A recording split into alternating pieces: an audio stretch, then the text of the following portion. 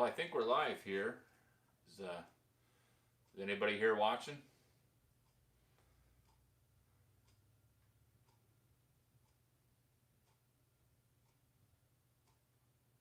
I think we'll just kind of wait here a few minutes and see if anybody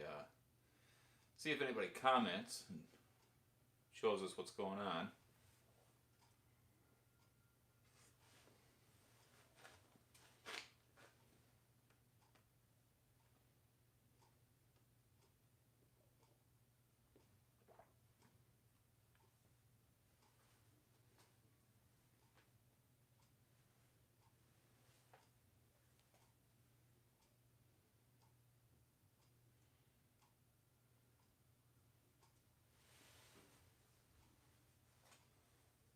It says we got 3 people watching.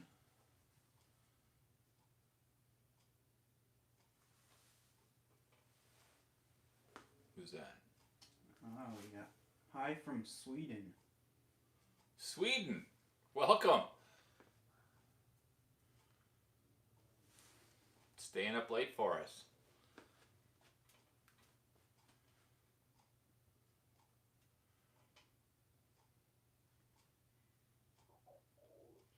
Well, welcome. Looks like you're the only one hanging out here. Hopefully we'll get some more people logged in here in a second, but what are we up to? 4 people? Got 5 watching now. It's at 5. Should we start getting some tools out? Yeah, well, let's get ready. Have a seat. All right. Well, how's everybody doing tonight? We're gonna go kind of slow here to start. We'll just wait until more people get logged on here. But I'm Lucas, and this is Luke Jr., or as we call him, Red. And you've probably seen him in a few videos, just kind of passing by. You know, our shop helper here to keep things moving around. But anyway, we're live. This is it. We hit the 1,000 subscriber mark, and well, that was 2 weeks ago, and now we're at, I think, like 1,100. So, you know, we're moving right up. But we figured what better way to celebrate than to go ahead and just do a live stream and well, kind of figure it out as we go here. We really don't know. We don't know what we're doing, and we'll kind of see what everybody is interested in. But if you know, if we're not getting a whole lot of questions, I do need to get this motor torn apart. So I figured I would just go ahead and start tearing things down while I've got everybody online here. But it does look like we got some questions coming through. Or is this just comments? We got some comments. Eli says hello, and then Kurt says hi, and Kurt says we're at 1,100 subscribers. Awesome. So Kurt's in the house. Kurt Alterac is actually the owner of this bug that you've all been watching us work on here, and I'm glad he's able to sign in here and see what's going on. And you know, Kurt, just be ready. We might be asking you some questions here in a little while, or we'll just be sending criticisms your way once I tear into this motor. We'll kind of see how that one goes.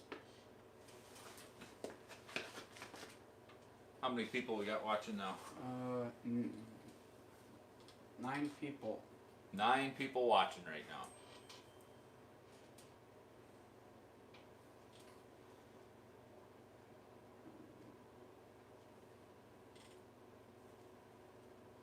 What did Kurt say?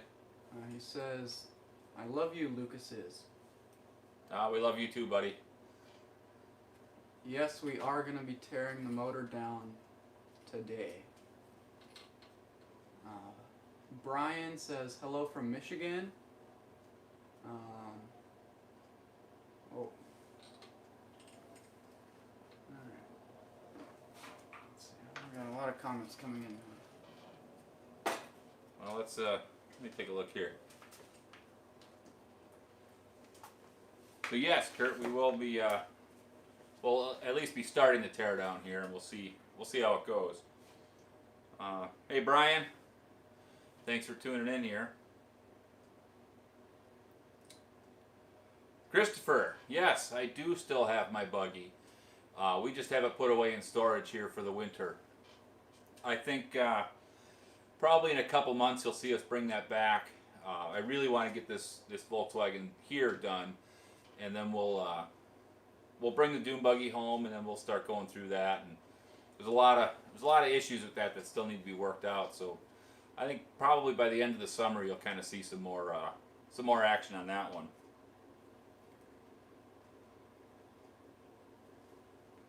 Graham, thanks for tuning in here, buddy. I'm glad you're liking what we're putting out. It's kind of been a figure it out as you go type of deal here, but we're kind of getting into the swing of things here. The Dad Project. No.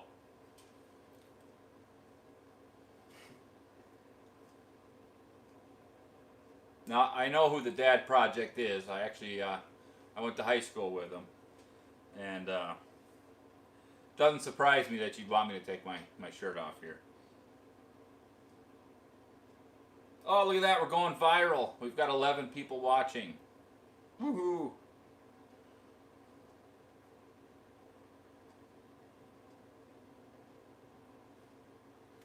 Haha. Kurt wants us to keep our shirts on. What's that newest one that just came in? Hi.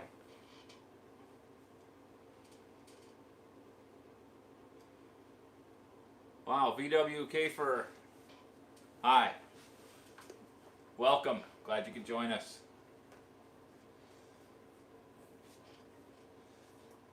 Well, here we are. I'm not again. I don't know what you all wanna see here. So, I suppose if you have any. Well, here's our first question here from the Dad Project. He wants to know if my Javelin is still running.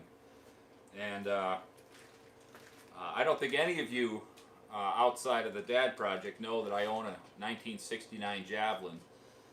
Bought it when I was 15 years old and drove that all through high school. In fact, I drove that when I first moved to Minnesota. And then it's pretty rough. And no, it is not still running. We've got that parked in the barn right now, back in Wisconsin. Actually, I drove it into the barn, and then it's been there now for 20 plus years. I do have some plans for that, but they're actually pretty big, pretty involved plans. So we'll see when we get to that, but I am imagining it's probably going to be a few years before that happens. Big Red 440. How you doing, buddy? Glad you could stay up late and watch us here.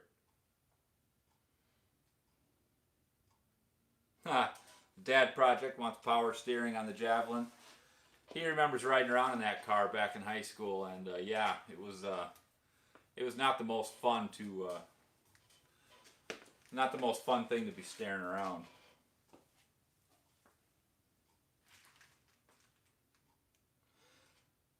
So Christopher wants a garage tour, and what's my favorite tool? Oh boy, I don't know if we're really in a position to give a garage tour here, but we can show you anyway. Yeah, let's do it. Should we do it? Uh-huh. All right. Well, I'll have Red handle the camera here, and then we'll go from there. This is, as the title says, this is the two-car garage, and this is literally a two-car garage. We are in a 20 by 20 foot room, and that's as large as my garage is. It's just a standard, kind of a tuck-under garage in a small house, and we don't have a lot of room, but we make we make do with what we've got. So I guess we might as well just start over here, Red.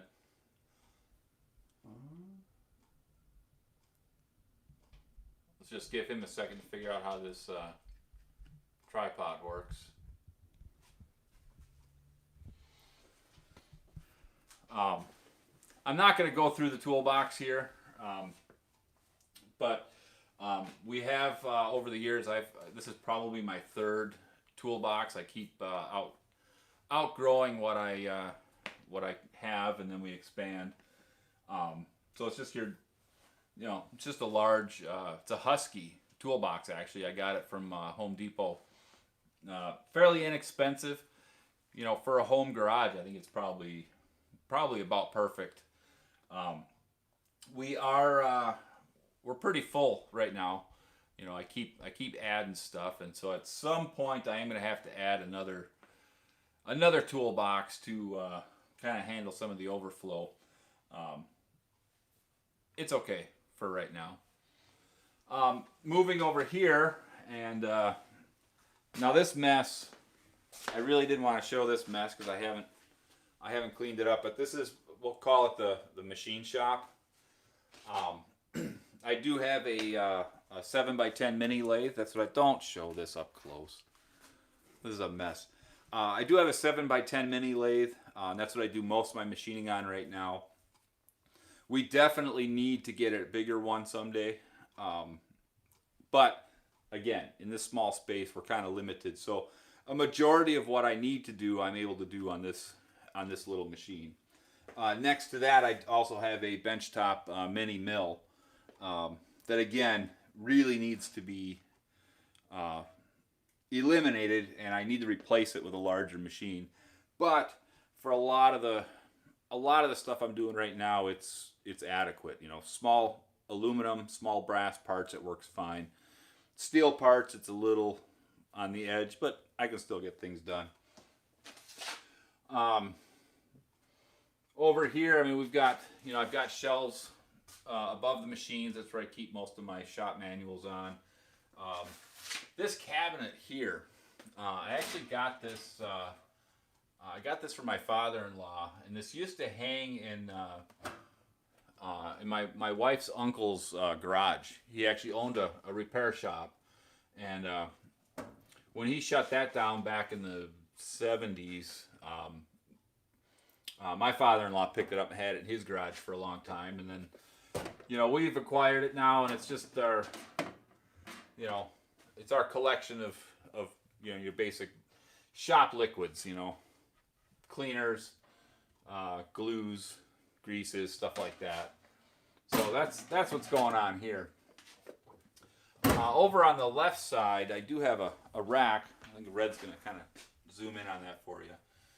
We have a rack, just a quickie little thing I put together to keep all of our commonly used spray paints in. Anything that doesn't fit in there gets stashed in a box and tucked away. Over here, let me move this can out of the way. There is a workbench. It's not really usable right now because it,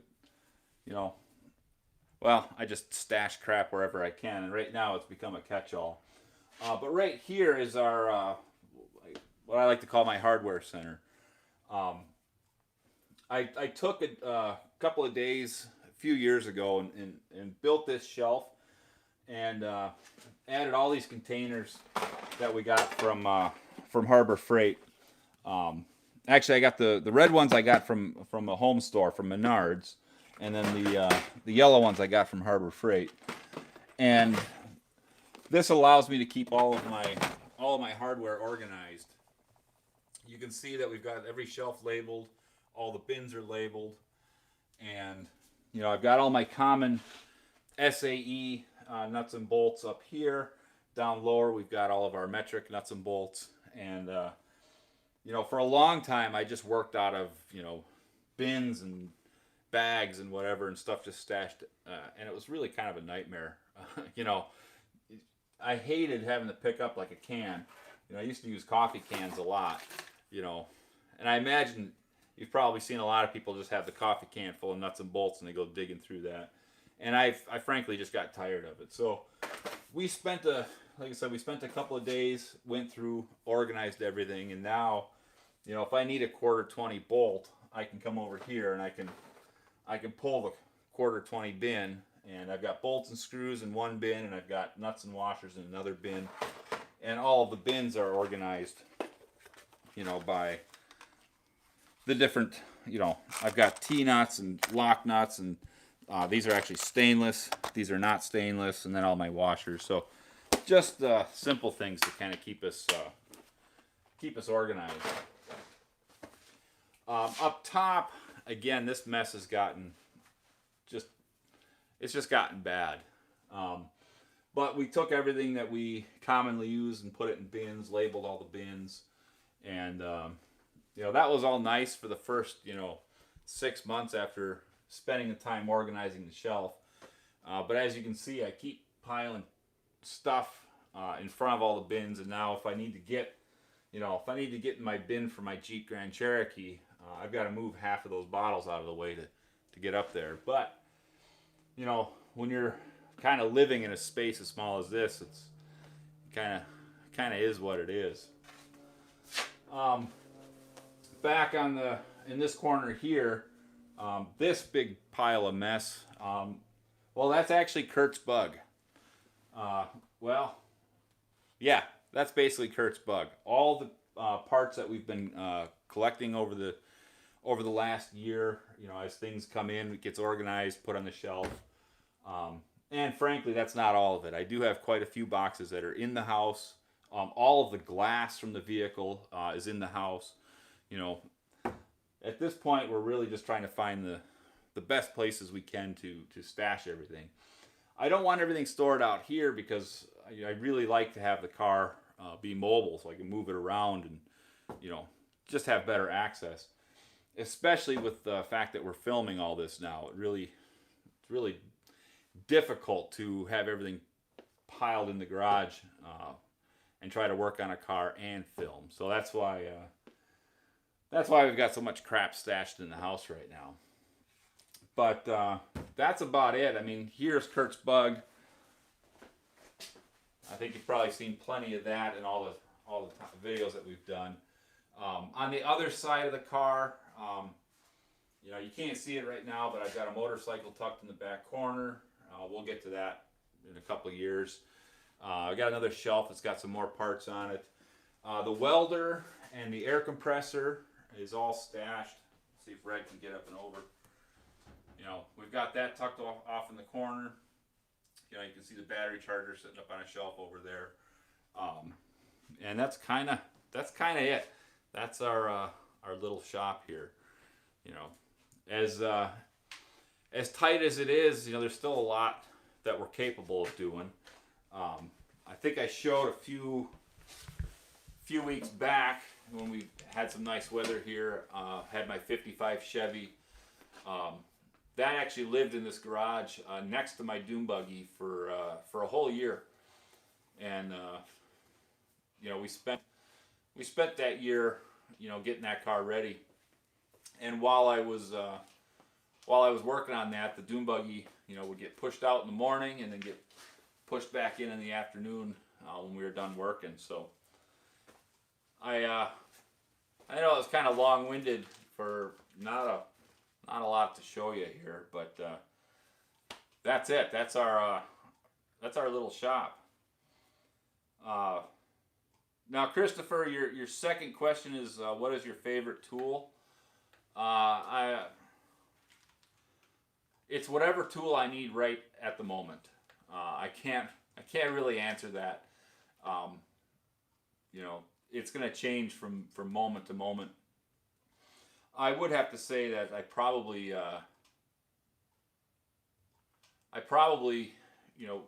would say my favorite tool right now is my lathe, because I do use that. This last week, or the last 2 weeks, I've used it basically every day, just for making little bits and pieces. But ask me again next week, and that may change. So let's see what else we got going on here.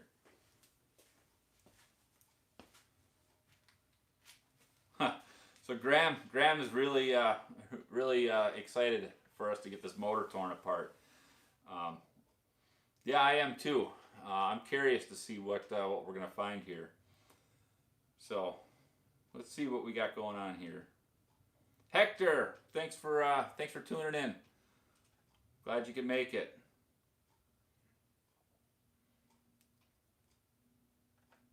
Kurt, let's see, Emily tuning in from Roswell, New Mexico. How you doing? Emily and me go way back, and it's good that you're able to log in here. Kurt says the bug is beautiful. It will be beautiful. right now, well, actually, I'm kind of sick of seeing the thing. You know, half of it's stripped of paint. I got white doors, black fenders. It will be pretty soon here. The Dad Project says need a few more vids like that sprinkled in. Oh, I see. Oh, the air compressor.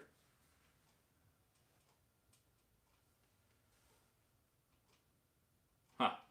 Yeah, no, I get you. Those oilless compressors can be pretty loud. Big Red can't wait for our Mopar project. It's coming, and we'll clue you in more on that as time goes along.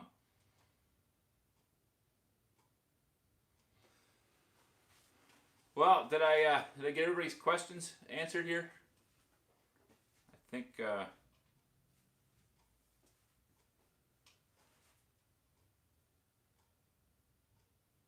nothing else coming in here. Well, you know, before we get any further here, we had mentioned that we were going to have some merchandise for sale, kind of to help celebrate, and I was planning on originally, you know, once I had everything figured out, I was going to have that stuff available to show you. I was going to buy a couple shirts and some stickers and have that ready for this video. But the vendor that I had originally picked to provide all this stuff kind of fell through, and it wasn't. I'm not going to get into it, but it wasn't going to work out. So we had to find a different vendor, and I figured out. I found a good vendor. We're actually going to be using the company called Redbubble. The cool thing about Redbubble is they actually you can pretty much buy worldwide. So no matter where you are, they have a distributor, and it's a print-on-demand type service. So when you order something, you know, it takes a couple days for them to make it, but then they'll ship it out, and usually they've got distributors in or close to your country. So it should be good for everybody around the world here. And what we're going to do here, if you just give me, well, you know what, I'm not going to do it. I'm going to have the kid do it. Stand over there. Red's going to go ahead and throw up a link to our Redbubble store, and we just got that all finished up, and well, it's a little hard to navigate right now because I didn't know what I was doing when I was kind of putting everything together. But once you get there, you'll kind of figure out, you know, where to find the different things. But one cool thing is I was thinking we were just going to have t-shirts and stickers available. But Redbubble pretty much has everything I could hope for. So as it sits right now, we've got some different styles of shirts available. You can choose whichever one you want. They've got coffee mugs, so I went ahead and put some coffee mugs in there because I'm sure as heck going to get one. They've got clocks. They even have phone cases, so I went ahead and threw phone cases on there. So if you want to represent the two-car garage, go ahead and get a phone case. But anyway, Red's going to go ahead and throw the link in the comment section. He's got it pinned it should be pinned at the top of the comment section. So now you can just go ahead and click on that, and that'll take you right Well, if I did it right, that should take you right to our Redbubble store, and then you'll see the different items we have. Like I said, it's not laid out exactly the way I wanted it to right now. We're gonna go back through and readjust all that stuff probably sometime tomorrow. But at least you can get an idea of what's out there. And if you're looking for some stickers to put on your toolbox, if you're looking for some T-shirts to wear around, they should have you covered with all of our current merchandise. And then as time goes on, hopefully we'll add more and more different styles and kind of cover everybody's tastes. So that's what I know about merch. What do we got? Emily asked, what is the next build we have coming up? I don't know if I can answer that. Well, we are. What I mean by that is that the newest project that's going to be coming in, we don't want to spoil the surprise on that one. I've kind of alluded to it in the past that it's going to be a Mopar project, but we're gonna leave it at that. You are going to start seeing videos on our '55 Chevy, on our Bel Air. We recorded most of the build process on that car. From the day that I picked it up until the day that we put it on the road and left. We just never uploaded the videos because it was kind of a hodgepodge of different things and nothing really looked really good. And really, me and Red just now kind of figured out how we want to structure that. So it's not going to be the same type of series as Kurt's Bug here, where it's a lot of how-to type stuff. It's going to be more, the journey that it took to get that car on the road and really ready to travel cross country. So that will probably be the next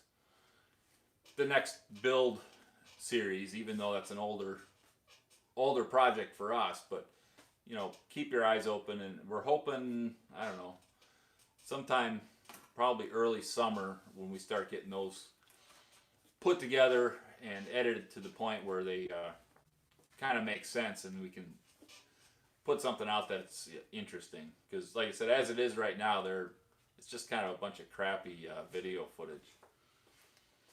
What else we got? Let's see.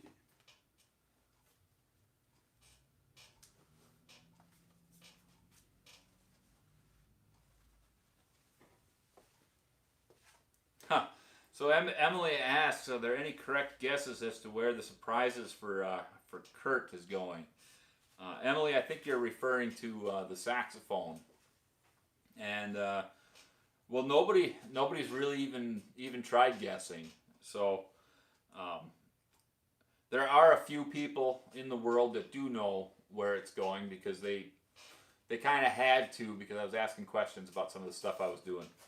But no, nobody's mentioned it yet. Kurt, how about you? Do you have any guess as to where I'm putting the saxophone? I bet you don't. It's probably gonna be the last thing you'd ever think of. So, all right. Well, should we get started on this? Listen to this kid. He's getting pushy. Well, we've got a show to run here. Yeah. So, what are we up to? We got 17 people watching. That's not bad for a crappy little YouTube channel that nobody knows about. So, anyway, yeah, I think we probably at this point I'll have Red keep an eye on the comment section here, and I'm just gonna go ahead and start tearing into this thing and see we'll kind of see what happens. What'd Kurt say? He said, what if I guess it right on the first try? Then you guess it right on the first try, but I'm still not going to tell you if you're right or not. Will you have hats for sale? We are not going to have hats for sale for now. Right now we're just doing just the other merch that's currently listed. All right, Kurt wants us to get this taken apart. So Well, somebody else is impatient apparently. Well, here we go. I think before we dig into it, I do want to kind of fill you in as far as what I know. And that's not a lot. This was a running engine when we pulled it out. I mean, we drove the car around. I actually pulled the car into the garage under its own power. And all I did was pull the engine, push it off to the side, and that's all I know about it. I've talked to Kurt about the history of it. It was actually built by somebody else, and as far as I know, it's a 1776.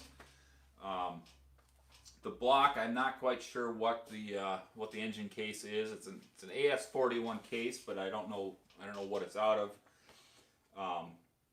He's got a lot of chrome goodies on here that after 20 some years of driving have kind of showed their age. I know that this engine's been in and out of the car a couple of times since it's got put on the road because of transmission changes and some other repairs. And frankly, it's pretty beat up. You can see here this engine tin is all bent out of shape. Kurt was complaining that the heat doesn't work, or didn't work, or hasn't worked in a long time, and you know, your heater hoses are not hooked up, so that could be a big part of the reason the heat doesn't work. But that's it. That's all I know about this engine. Again, it's supposed to be a 1776. It did run pretty good when we got going on it, but that's it. I think anything I find out, you're going to find out. So at this point, I think we probably should just start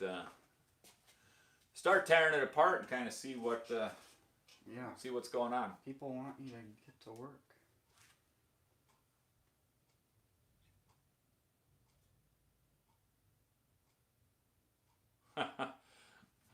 All right, we'll get started here, huh? So let me shift some stuff around.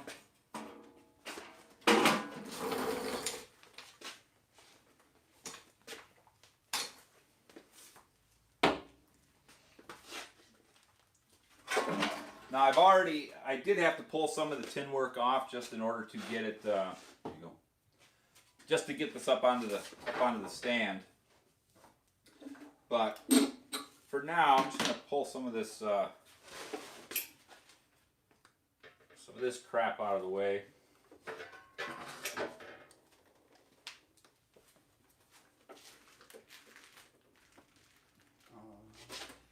Put your coffee down. Yeah, put the coffee down there.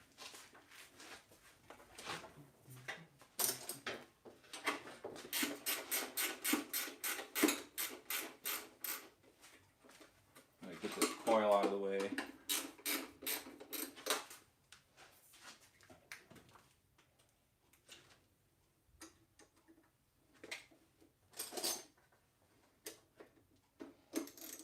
You want to keep an eye on the comments section over there?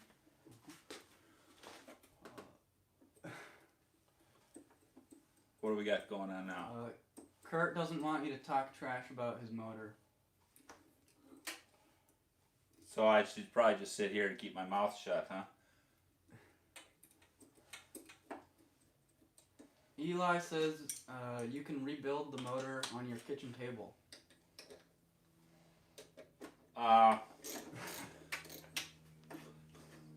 Well, that may be possible. I don't know if my wife would go for that. I know what you're talking about. I know what you mean. These things are pretty simple, and you know, there's really not a lot to them here. I'm gonna lay those bins out so we can. Oh yeah. Do you know what you want to put in each bin? Just stuff. Okay. I'll organize it later. I'll just start putting these in this one. Let's see. Okay.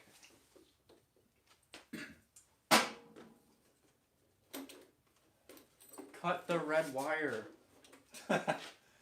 Who's that? Jay Mabry.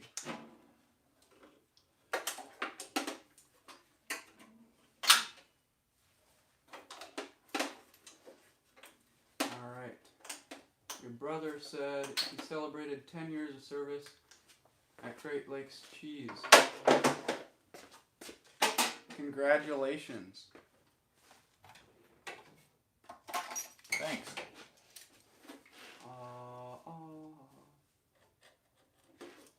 Brad says that beetles aren't known for good heat.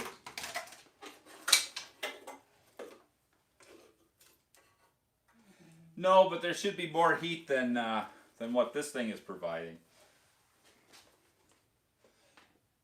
We'll talk about the fuel filter later. So for now, I just want to get some of this out of the way. Now this car ran pretty good. You know, we drove it around. I don't know. I probably put 20 or 30 miles on it. After I got it to the shop here, and we're testing some things. A couple times it was a little hard to start. There were a few drivability issues, and now as I'm digging into this, I'm starting to see things. This vacuum line here is basically leaking. I'm gonna pull the spark plugs here in a little bit once I get some more of this junk out of the way. But the car really just felt kind of like it needed a tune-up. You know, it was pretty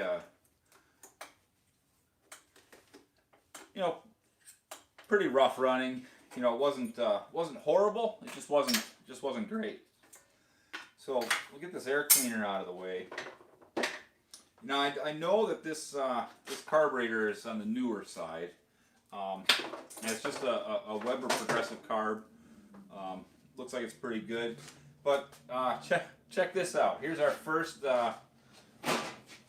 funny surprise. I just pulled the air cleaner off, and there's a lead here from something electrical. I know that the ignition system was replaced sometime within the last couple of years, and this actually looks like it's probably a lead from the old ignition system, and it was literally just laying in the base of the air cleaner here. So sometimes you got to watch. If you're having somebody else do work for you, which I know this was done by a different shop, you find weird, funny stuff like that. Kurt is asking how you know where to start tearing it apart. I just start at the beginning. And what I mean by that is I'm just going to get all of the extraneous crap out of the way. The ignition system was just kind of in my way. I'm going to go ahead and pull the carburetor off now, just so I can get that set off to the side. And really, I find with these VWs, if you just start at the top and work your way down, it's a pretty simplistic way to go. And really, that's going to be kind of true of any motor I work on. I start by just getting all the, loose stuff out of the way. Wiring, hoses. We'll pull the belt off. Get that stuff set aside. Then you can start attacking whatever needs to be attacked. Now, normally I would suggest if somebody was doing this for the first time to, really carefully document where everything goes. I'm not, because I know where everything goes. But I also have a suspicion we're going to be making a lot of changes, so most of it doesn't matter anyway. But if you're new to this, you can quite simply just take pictures. Especially today with all the smartphones, take pictures as you go, so you can put things back, or at least have an idea of where things go. I do see some things assembled on here that are incorrect. And if you've never done it before, you may not know that. But for now, like I said, I'm just going to tear it apart, get all the pieces set off the side, and then we'll organize and go from there. So, Probably put gloves on so I don't mess up the computer. That's a good idea. So, just give me a second here. I'm going to loosen up this carburetor.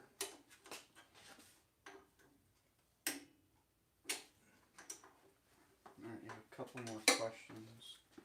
we got?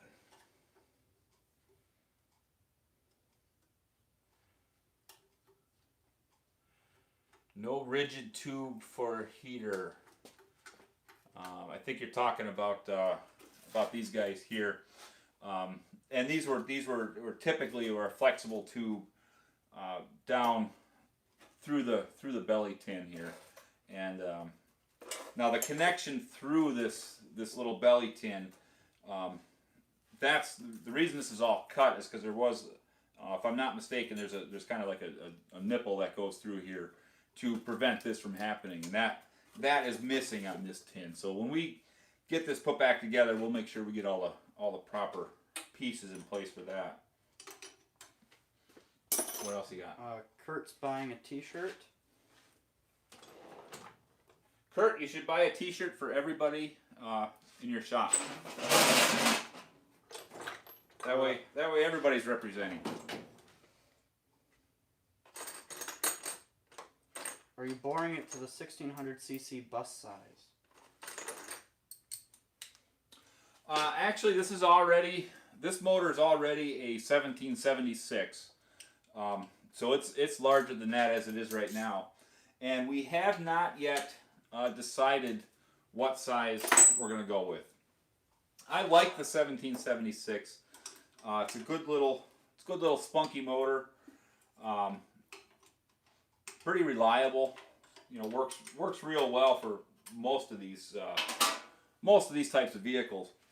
And I know that this car, I'm missing a wrench.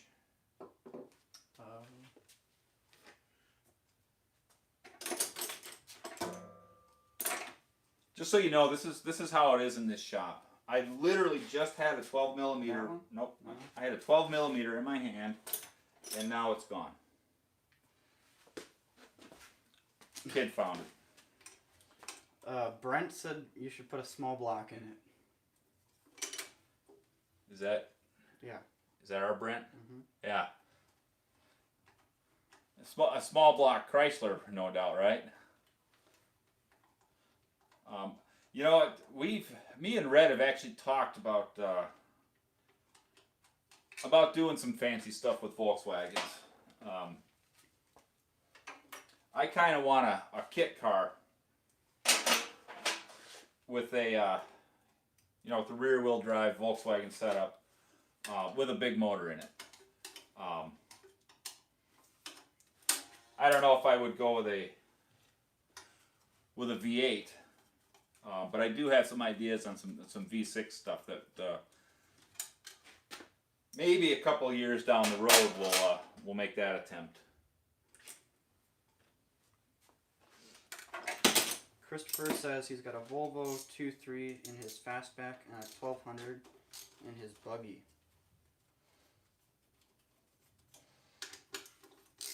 That Volvo probably runs pretty good. Now you said you have a 1200 in your buggy, so you got a little guy in that. Although in a small, I'm assuming you're talking about like a fiberglass buggy. Something that light doesn't need a whole lot of motor.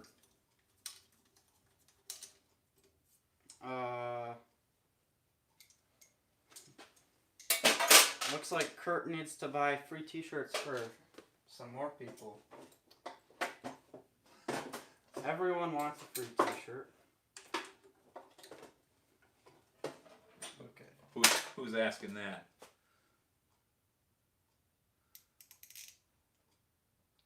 Yeah. Oh, Christopher, nice.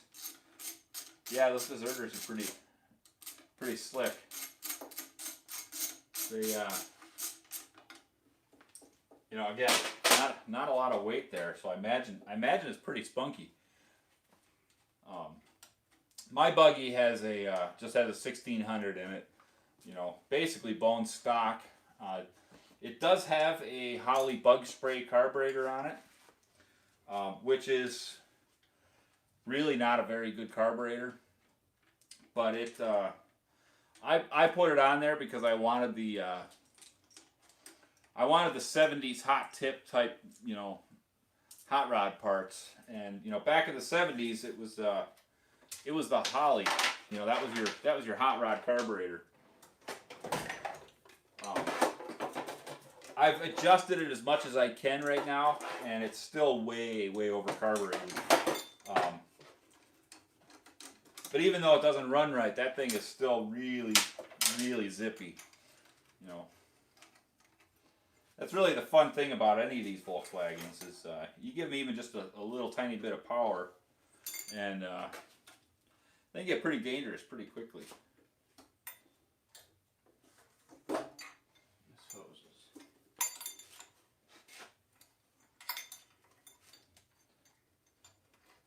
So I'm just trying to get these fuel lines off of the pump right now.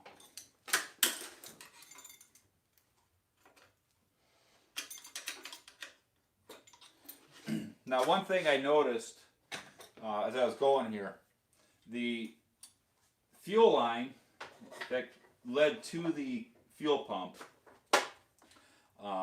this guy here wraps around the back of the motor. There were no clamps on the fuel filter or on the pump side of things. Technically, you can kind of get away with that because this is the draw side. You know, so if you're not running the risk of blowing a fuel line off. I don't know if I would ever do that. I mean, put a hose clamp on there. This is the feed line to the carburetor, so this comes out of the pump, and there is a clamp on the fuel pump, but up on the carburetor itself, there's no clamp. You know, so I mean, this fits pretty tight right now. But could you imagine if this hose ever, you know, started to swell or crack or anything like that and loosened up? You know, it really wouldn't take much for that to actually blow off, because you know, you're talking a couple, 3 or 4 pounds of fuel pressure. So it's really kind of it's kind of interesting when you see stuff like that. You know, again, I know this thing's been serviced a couple of times in its life, and sometimes some of the service is not well, it's not stellar. There you go. All right, so we got that carb out of the way. I'm just going to pull this heater hose off and get rid of that.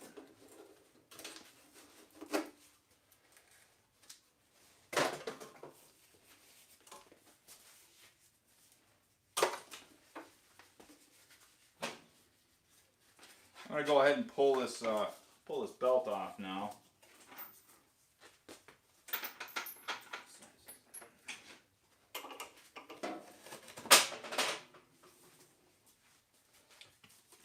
Any comments coming through? Check.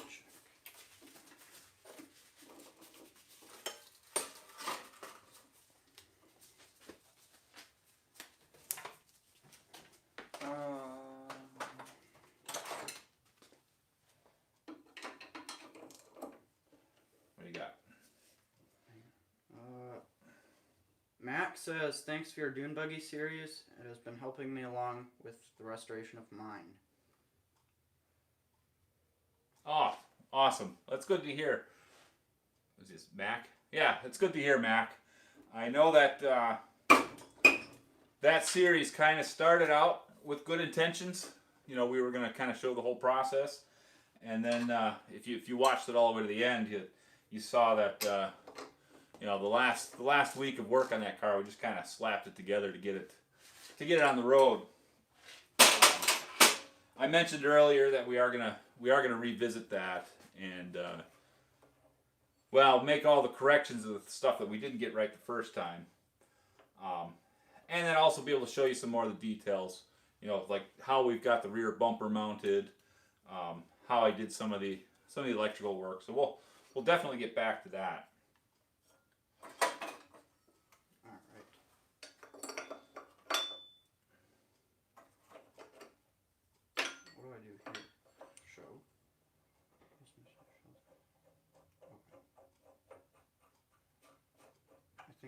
I just hit this, right? Yeah, go ahead. Where is it?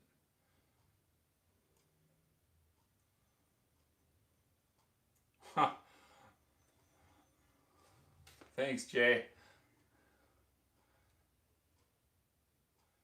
You know, they say that when you make these videos for YouTube, you're supposed to tell everybody to subscribe and like the videos and all that stuff. And you know, I know it's pretty much commonplace with any YouTuber out there, but I just don't.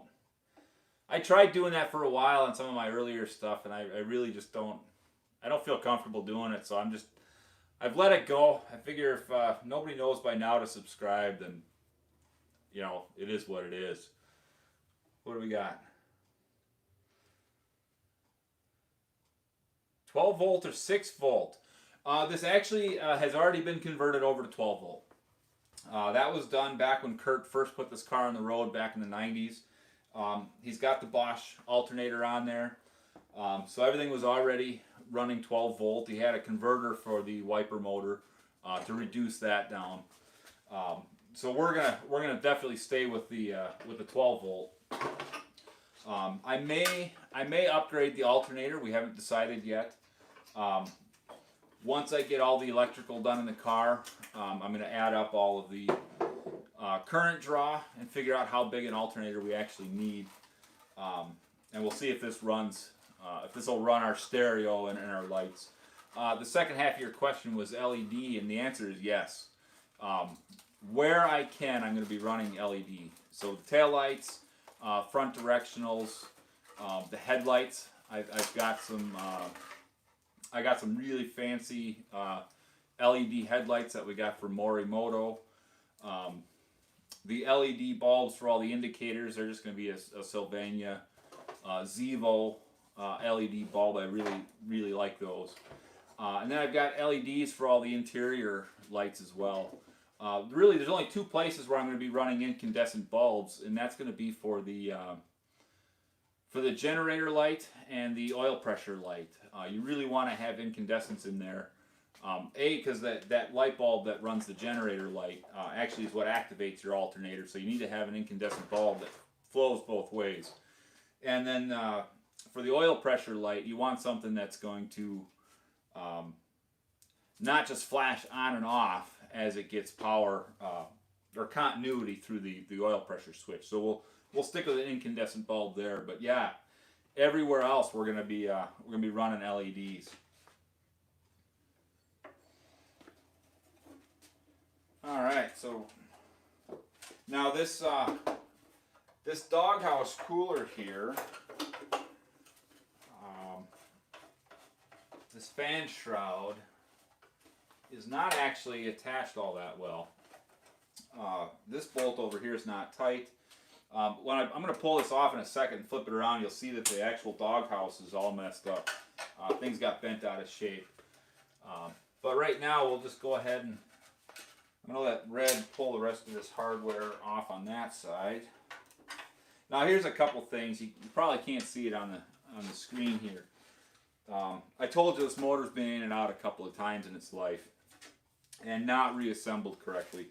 I've got things like this screw right here that holds this belly pan tin on here is actually in there crooked, and it's actually cross-threaded pretty badly. That was pretty tight, and I bet, yeah, the holes here just don't line up right, so they just kind of jammed it in there. It got tight by feel with the screwdriver, and they said that's good enough. So that's one of the things we're gonna have to correct. I'm thinking all of this cooling tin is probably gonna be replaced. I do have some whole pile of original Volkswagen stuff. We haven't decided if we're gonna go with chrome again or if we're gonna go painted. If we go painted or powder coated, I'm just gonna use original Volkswagen parts. If we go chrome, then we'll probably go, you know, with like this, you know, some newer scat type stuff, because that stuff handles, that stuff works pretty well. So let me just pop this last two screws out here. What do we got in the comment section over there? Oh, can you do this one?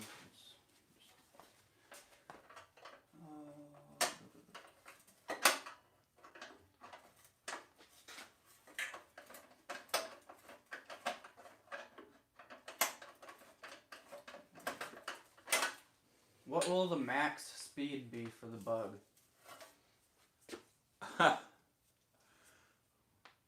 Well, as with any Volkswagen Beetle,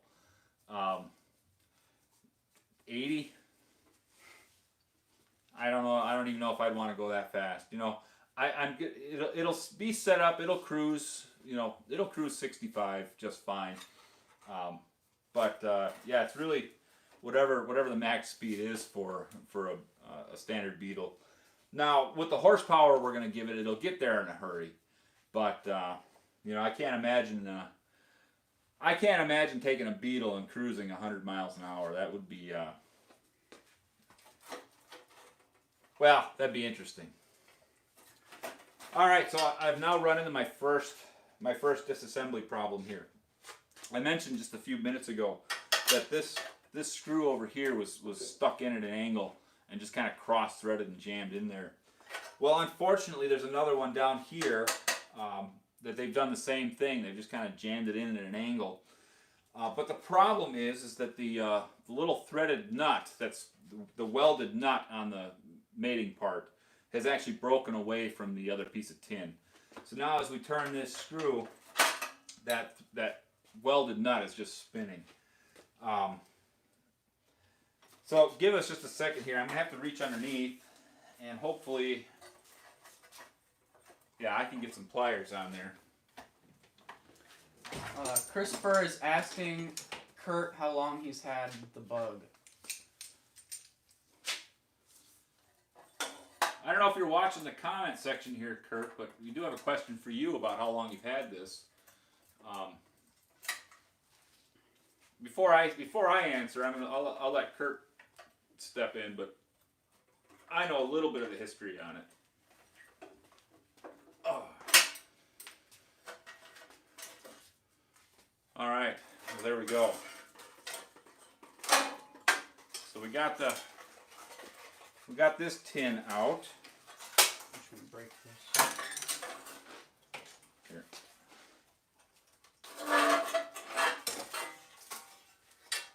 Now we can get that out of the way.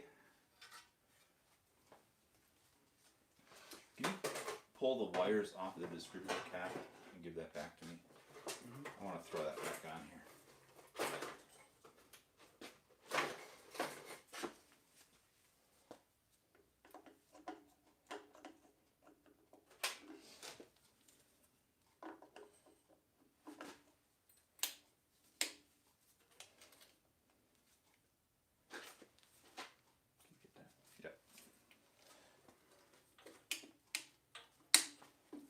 All right, so we got most of the small stuff out of the way.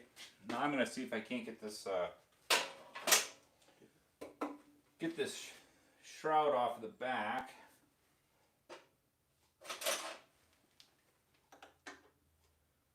Is that 13?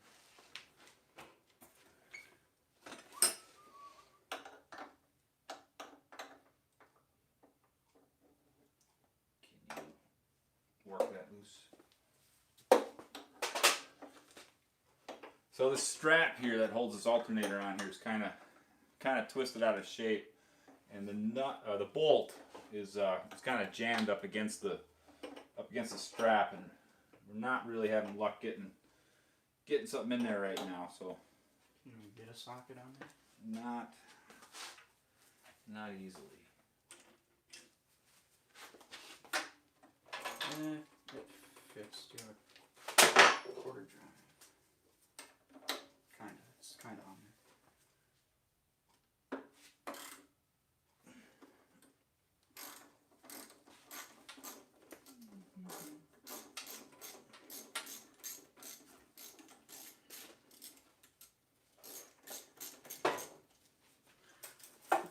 There we go.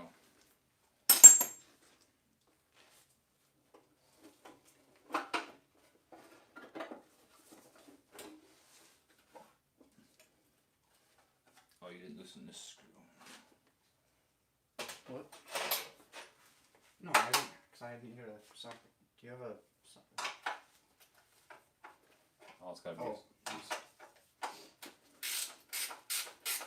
That's good. Alright, I think we can pull this guy off here now.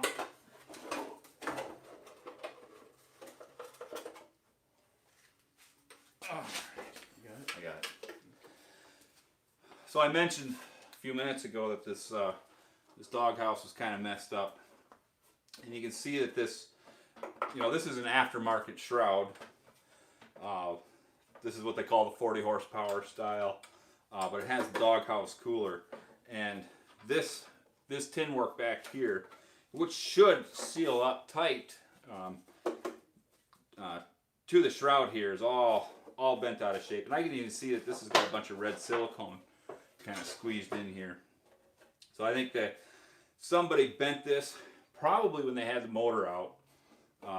This all got bent out of shape, and they just kind of squeezed in some silicone, hoping that would take care of it. But like I said, we're gonna assess all this once we get everything cleaned up. And it looks to me like, I think if I just straighten it, it'll probably still work. But we'll make that decision once we decide on what style we're gonna go with. Don't want to trip on it.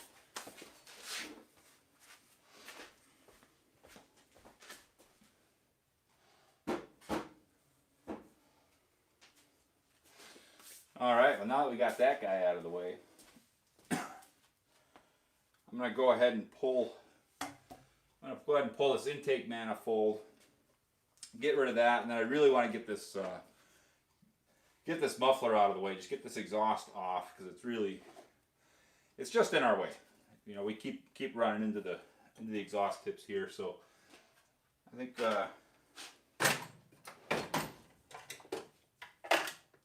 you got the Phillips? I want to check comments and stuff. Sure.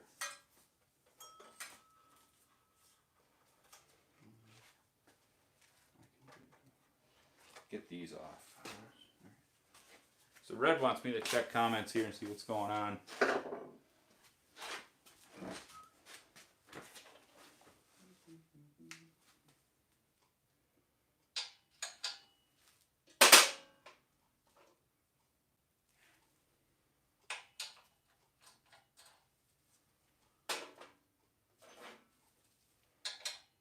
So some of the comments we've got going on here. Plastic cases, good for organization. Yeah, man. I'll tell you what. It took us a few days to get all that cleaned up and organized, but it's been a lifesaver. If I need a specific size, I know exactly where to look for it. Jay says, where's my 10 millimeter? I know that's a pretty long running joke, but I tell you what, maybe it's just me, but I have never lost a 10 millimeter. I still have all of the ones I've ever started with. I've bought in a couple different sets of sockets over the years, and I still have every one of them that I started with. Now I am missing other sockets, but luckily not the 10 millimeter. So Big Red said he ordered 2 shirts and 4 stickers. Well, thank you. And he's sending one to Japan. That's pretty cool. I know that the Big Red 440, his son is actually stationed in Japan right now. So that's pretty cool.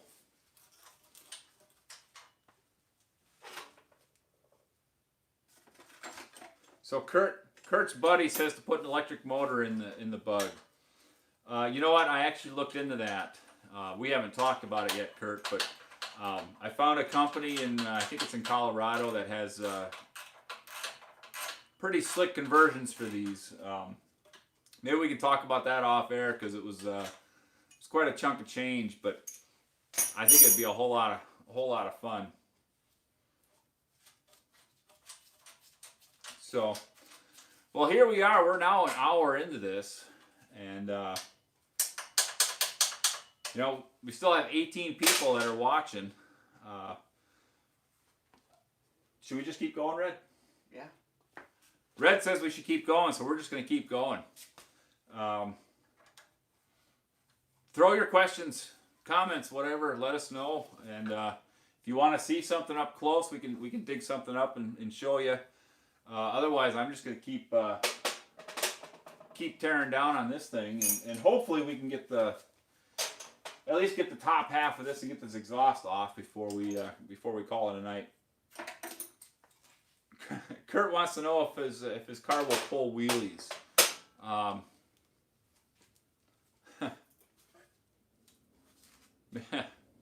gonna let that one go. It's still a Volkswagen, Kurt.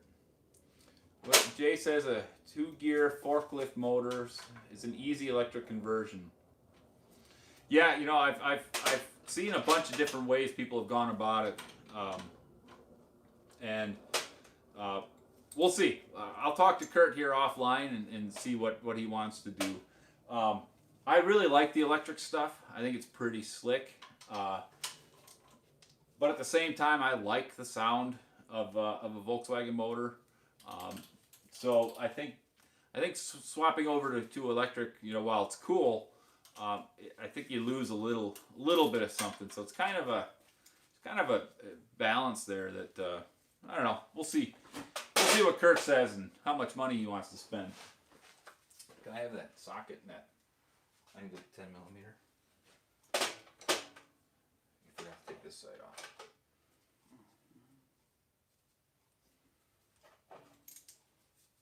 Wrench extension. Wait, what are you taking off? This. Oh, that I told you to take off. You didn't. It's at 11. Can I have an extension? Yeah. Too many. Extension. I know. I'm getting you a socket.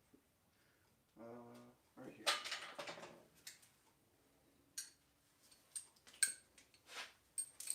So if you all need, if you're all working in a shop, it's really good to have an assistant.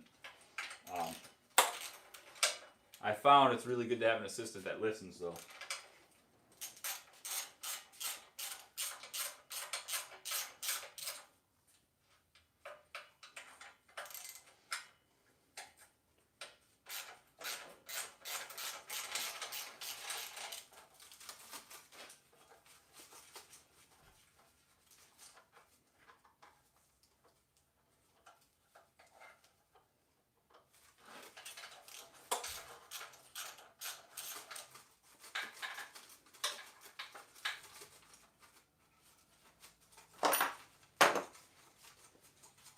That's good. Did you get both of them?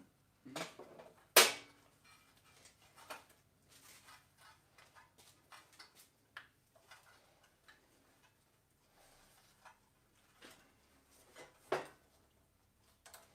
Now, if we can just get these boots out of the way here. These feel like they're silicone, not the rubber. That's good. Now let's see what's holding this guy on there. I'm going to go ahead and pop this manifold off. I get a 13.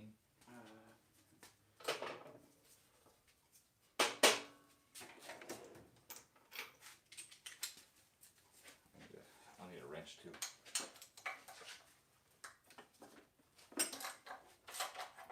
Get behind you there.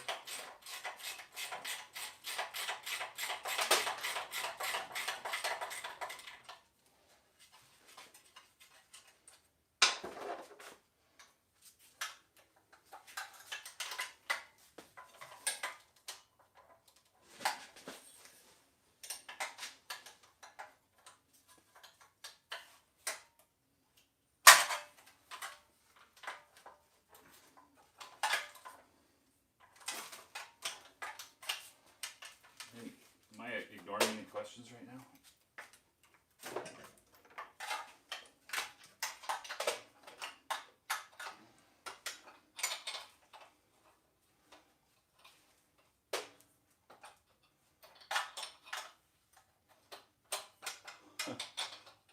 Jay says rubber side down at all times, Kurt.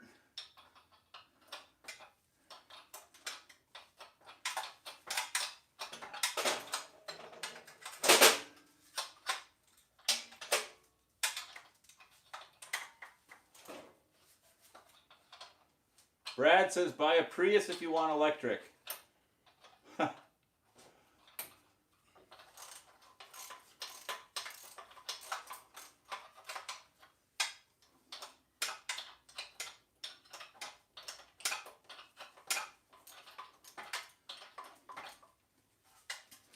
Honestly, Brad, you know, I've looked a lot into the electric stuff. You know, both, you know, vehicles like the Teslas and that. And while it may not be totally there yet, I think the future for electric is really looking pretty slick. You know, you've got basically instant torque from 0 RPM up. And you know, if they get the efficiency and the charging up, I can see doing a lot of cool stuff with the electrics coming up here in the future. You know, I still like the sound of an internal combustion engine. You know, riding around with 400 or 500 horsepower.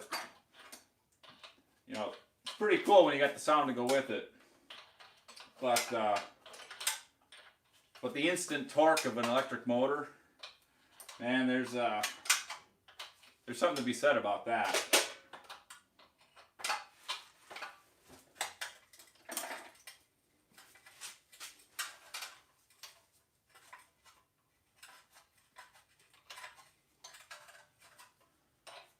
I can just get this last nut off here.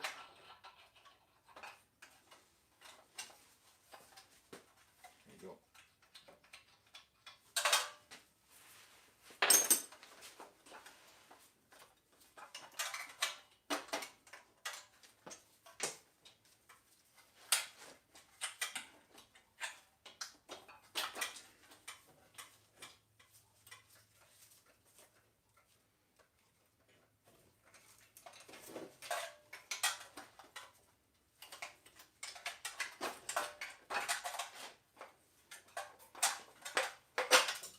There we go.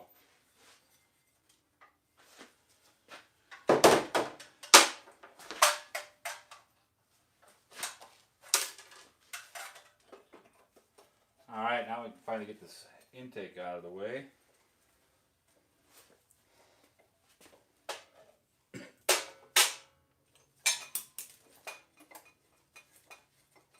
So this is just an empty intake here. And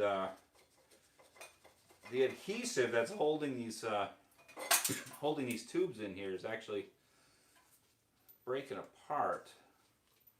Looks like it might still be held together. We'll get it cleaned up and we'll investigate a little more here.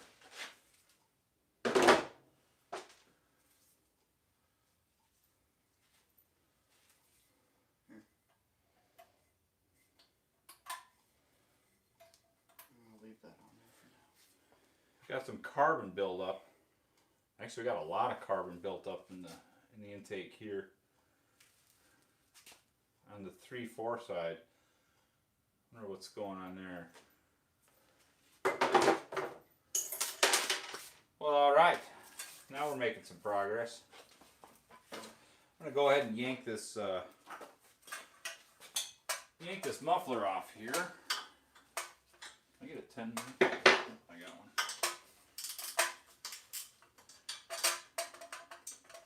I get another 10. A wrench or something? Wrench is fine.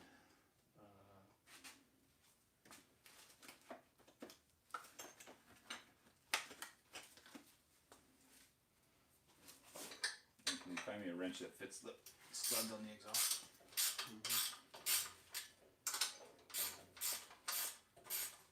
Still got 18 people watching. I'm surprised nobody's bored yet.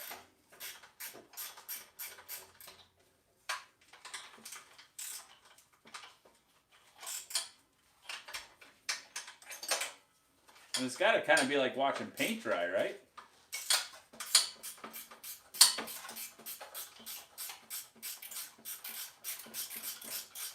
Christopher says no sound. Did we lose audio? Can you all still hear us?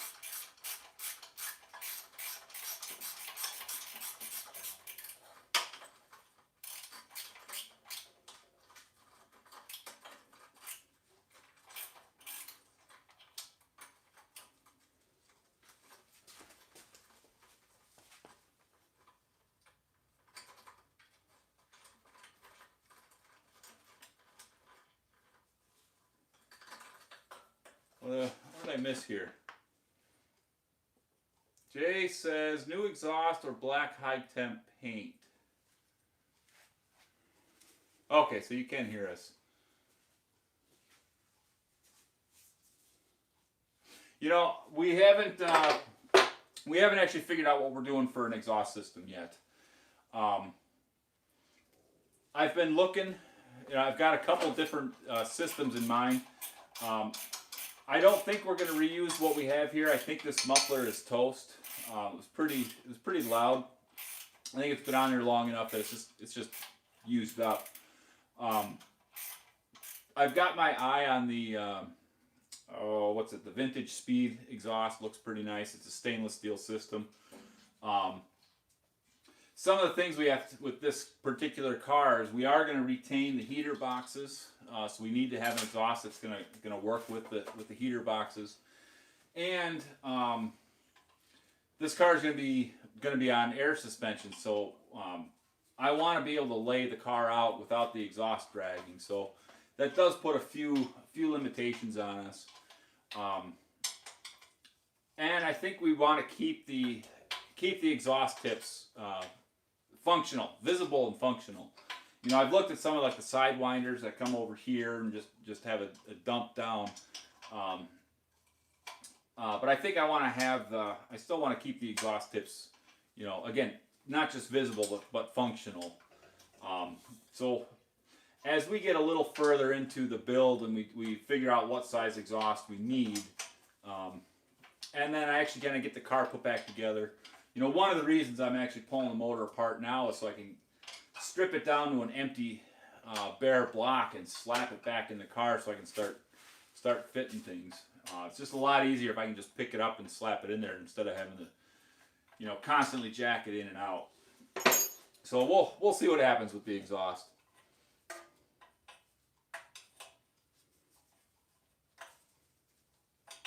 All right, good. Everybody can still hear us. Do I'll just need that when you're done. Do you have? I gave you one. Oh, you did give me one. Yeah. Okay. This stud back here is spinning. This one too.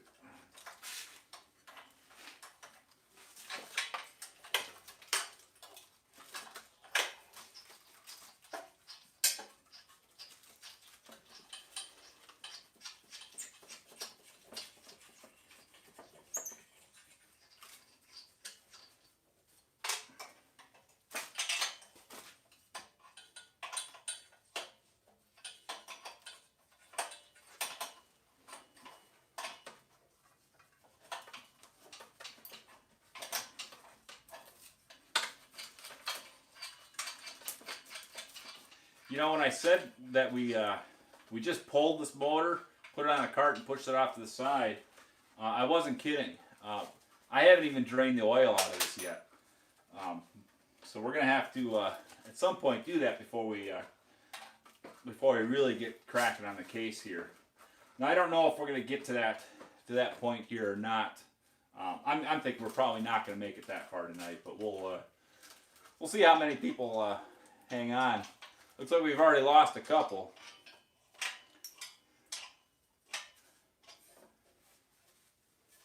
What's that? Oh, you didn't pull these off. No. I got one more clamp here to go, and then we should be able to pop this muffler off.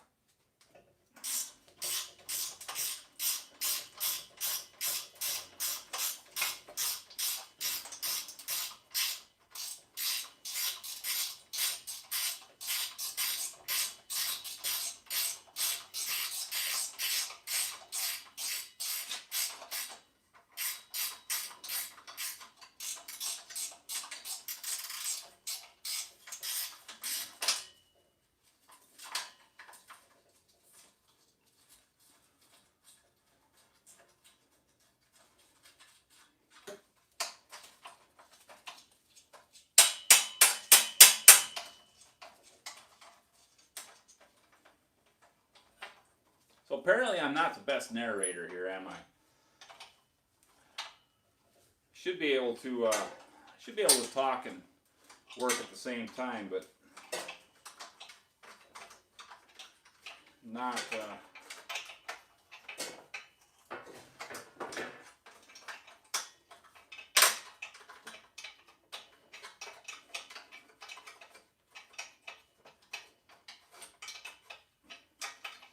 I got one bolt here is actually bent out of shape. I'm just going to persuade this a little bit.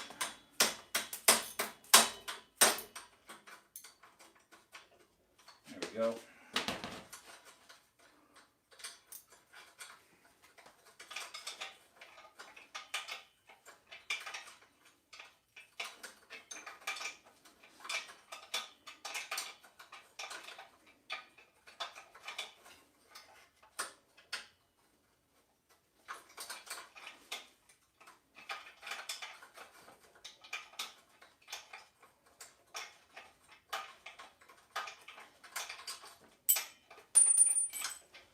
Alright, let's see if we can get this guy off now, huh?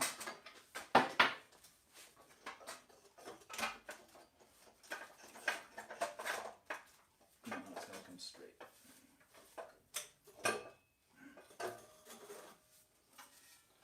Alright, there we are.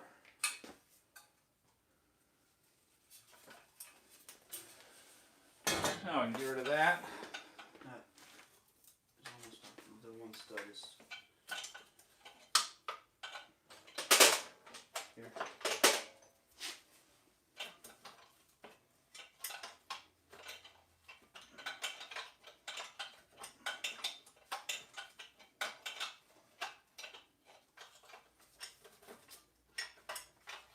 So this, we've now had 2 exhaust studs pull out of the head. Or I should say back out of the head, they're not pulled out of the head. I'm hoping it's just because we've got the nuts are rusted in place, which most likely that's what's going on here. You know, I don't like running a threaded bolt in and out of you know, an aluminum part or, you know, magnesium part, whatever it is we're dealing with. You know, that's why we have the studs in there. So hopefully it's just because the nut here is rusty.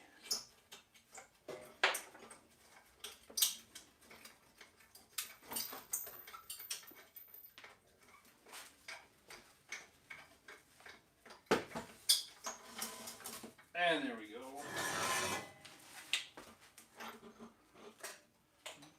Alright, there's our other heat exchanger.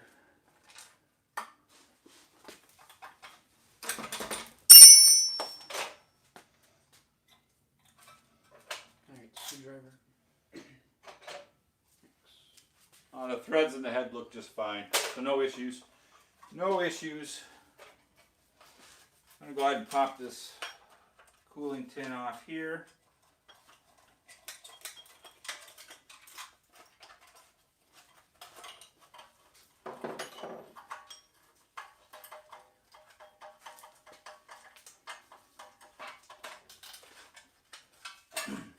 You know, every screw I remove on this cooling tin, the tin keeps popping and moving and getting all squirrely.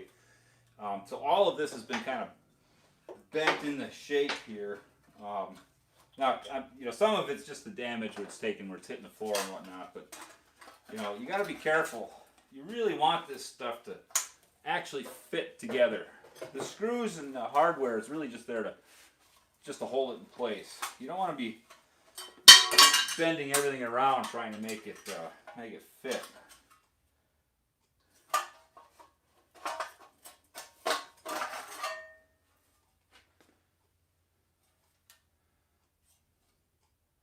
All right, well there's some more stuff out of the way. What do we got? Some people are having trouble hearing us. Some people can hear us.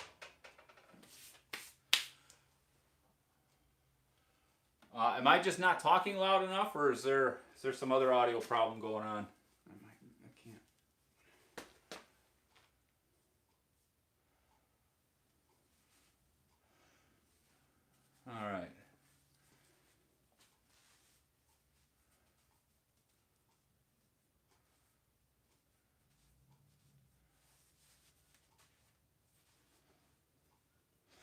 Yeah, so what is it? True Manx says we need better audio equipment. Yeah, you're not kidding. Uh, we we tried to get stuff upgraded before we started this, and we just didn't. I honestly just didn't have time to implement anything. So we're just using a shotgun mic that's attached to the camera right now. I will be working on that in the future, but that's what we got at the moment.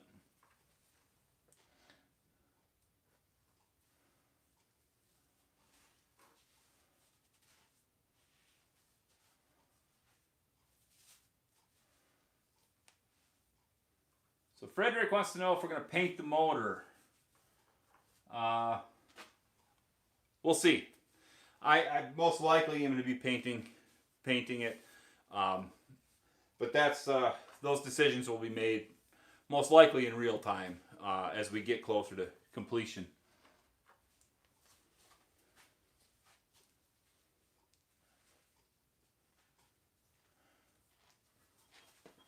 All right.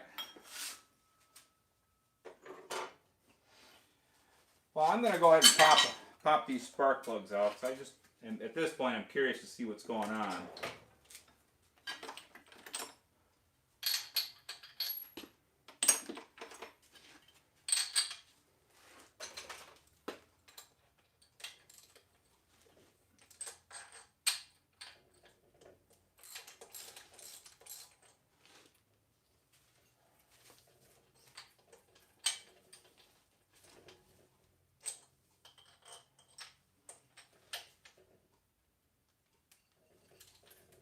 And really, they're okay.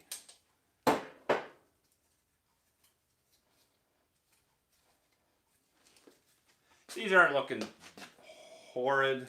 Number 4's got a lot of, looks like it's got a lot of oily buildup on it. So there's something going on in number 4. Number 3 is, and it's pretty black, pretty carboned up. So things aren't running. It's definitely not tuned up correctly. So we'll look at that. Again, I'm really not at all concerned with it because we're going to be going through everything. It's all going to be changing anyway. But yeah, I could just see that when this newer carburetor was put on there, that progressive carb, it never was adjusted properly. This thing was running pretty rich, and that's what it smelled like when it was running too. Every time you started it up, it definitely had a real gassy smell. Didn't smoke. There wasn't a lot of black smoke coming out of it, but it did have a pretty rich smell to it. So this is just confirming kind of what I was experiencing while we were driving things. Actually, let me put these back in. Yeah, I want to look at those. I'm just going to slip these back in just so they are in their original locations.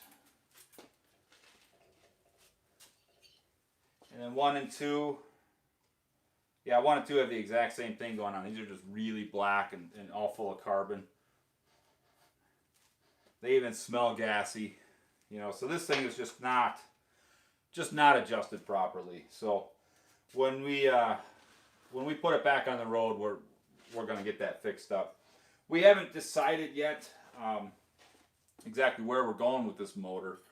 We keep going back and forth. Are we going to stick with the center mount carb, or are we going to go with a dual carb setup? Really, we're going to wait until we tear into the motor, kind of see all of what we need to order, and then we'll have another conversation with Kurt and see exactly what it is he wants to do. Although looking at his previous comments here, maybe we go electric. I don't know. We'll find out. So I'm going to go ahead and pop this oil cooler off just to get this out of my way. Get that 10 millimeter.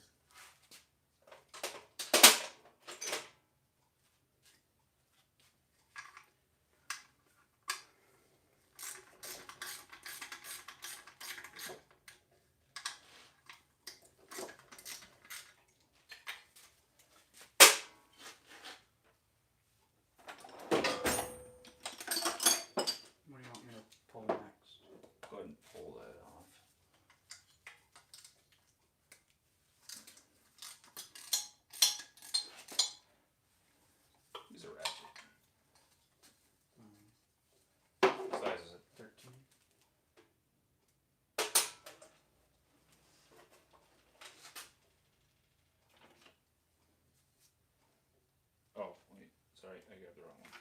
That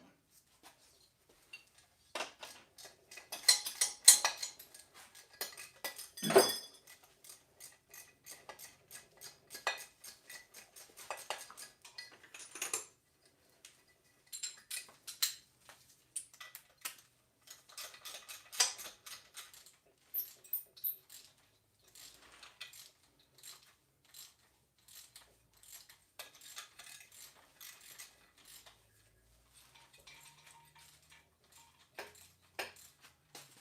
What do we got going on here?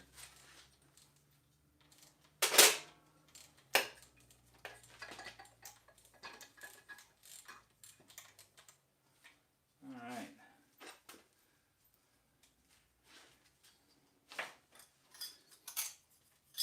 Where's that?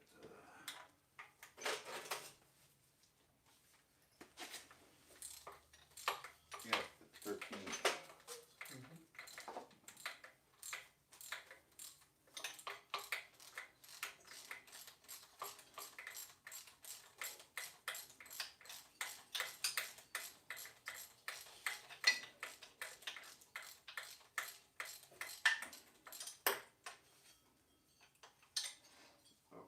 I guess phone's done. It's all right.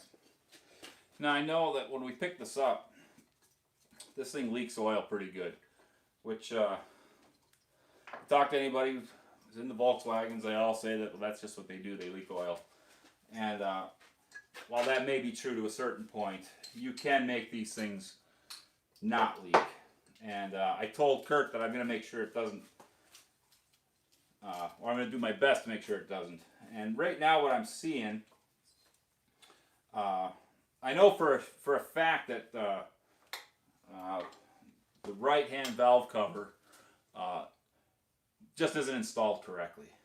Whether the gasket's bad or if the valve cover is warped or whatever, but that leaks pretty good. So every time you drive it, it would fills up with oil, and then you park the thing and it's going to leak. But now I'm looking around at all the case hardware, and I can see that a lot of this hardware, they just have a nut, just a plain nut on there. It's a nut and a washer. They don't have the actual sealing nuts on there.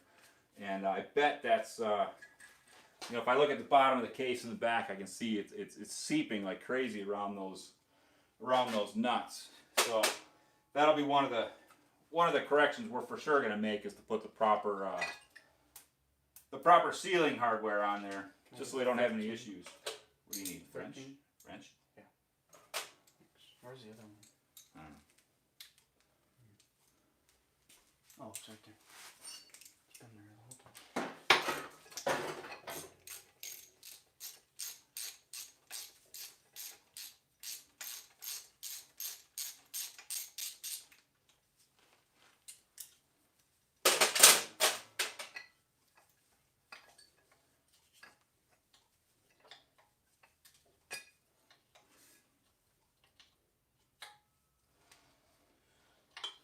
All right, oil coolers out of the way. I'll trade sides with you. So I can get this one. Doesn't the ratchet fit on there? Well, maybe quarter drive ratchet. Actually. Yeah, I got a 13. The ratchet.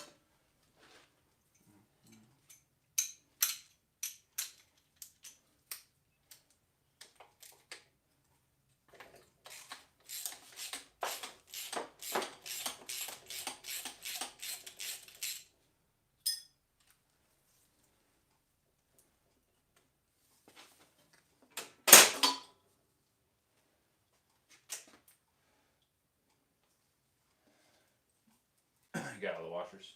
Yeah. All right. Well, we got the generator stand off here, and first thing I notice is that the gasket here, or the little baffle plate's actually on incorrectly. It's on there sideways. Now it's not 180 degrees, so it's not terrible, but it's not exactly where we want it.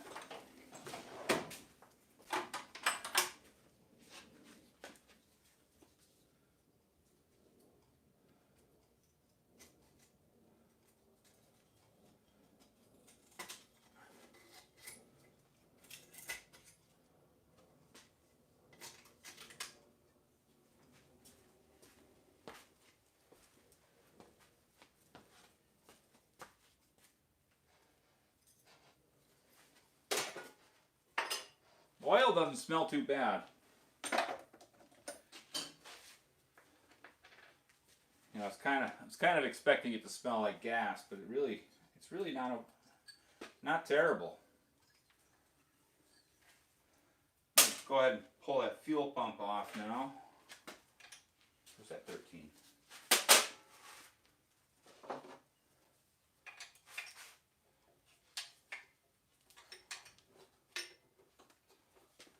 How we doing on time and stuff here? We've been going for what, about an hour and a half. A little over an hour and a half, and we actually have more people watching. Where's everybody from? I know early on we had somebody from Sweden. Where is everybody from? I don't need your address. I'm thinking just, you know, state or country. Let's see how much of the world we have represented here tonight with our 20 viewers.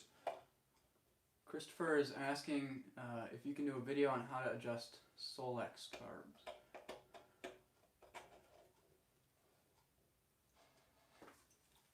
So Christopher wants to know if I can do a video on adjusting Solex carbs.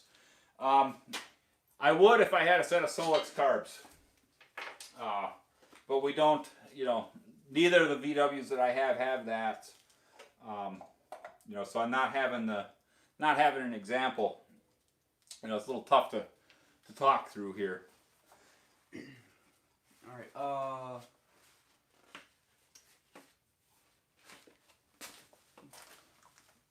We got Michigan. We got nearby. Wisconsin Dells, Puerto Rico, Wilmington, North Carolina. Originally from Pennsylvania, just moved to Florida. Minnesota, France. So we got a lot from the U.S. here. We got someone from France. What do we got? Puerto Rico. Boy, we got a little bit of everybody here.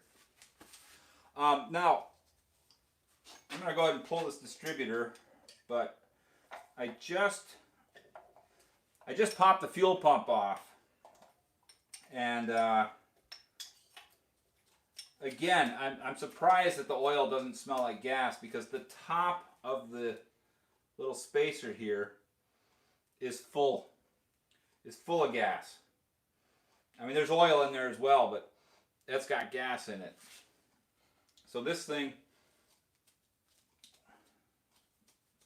now this pump looks like it's fairly new, and I would expect that they would have cleaned this out before they put the new pump on there, or this pump has started to fail.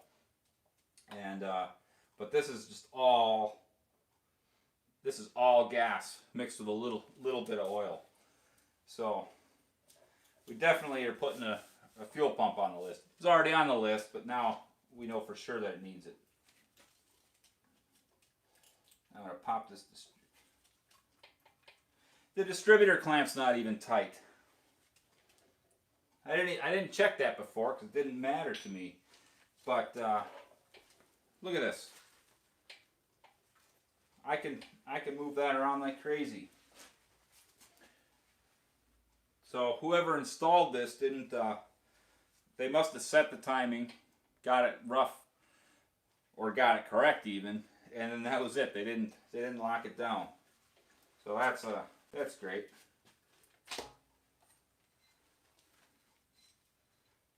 You know, now this ignition's fairly new.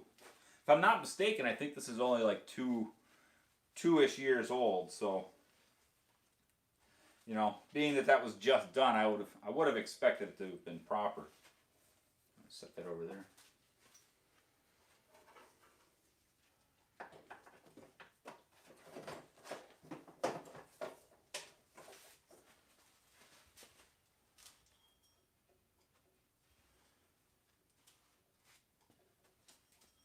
We're going to leave that in there for right now. So I'm just going to take the fuel pump push rod out. We'll just put that aside. And I'll worry about pulling the spacer out later. Just set that over carefully.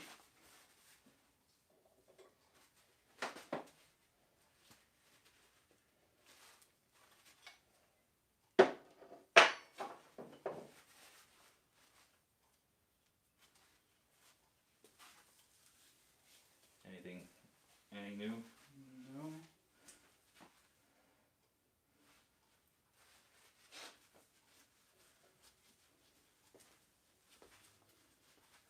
Put that fuel pump over there.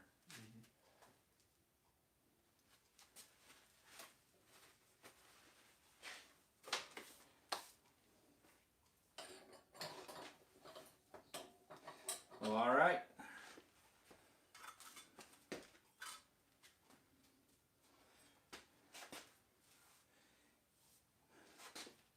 Well, I kind of want to pull the rest of this tin off, but I think what I'm going to do now is I'm going to go ahead and pop a valve cover.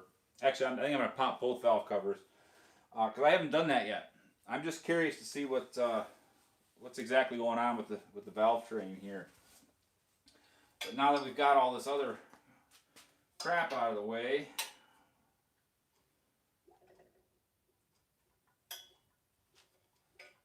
we'll just set that guy right there for now. Can you get the drip pan? Mm-hmm. Do you want the big one? No, just the little one is fine.